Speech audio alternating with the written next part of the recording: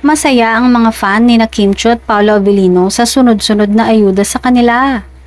Gaya na lang ng kamakailang event ng Kim Pao na para sa Hyundai na sila mismo ang ambassador.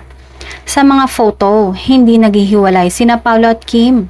Pati nga nang matapos ang event at sumakay sa van na kanilang sinakyan, magkatabi pa rin sila.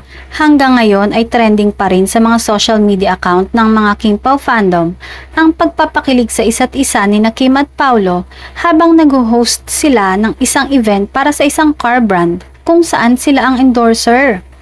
May isang photo pa.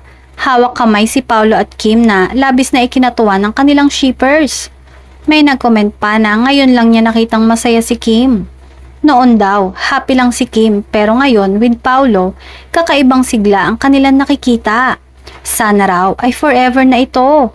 May mga advance nang mag-isip. Sana raw sina Kim at Paolo na ang endgame para masaya na rin sila.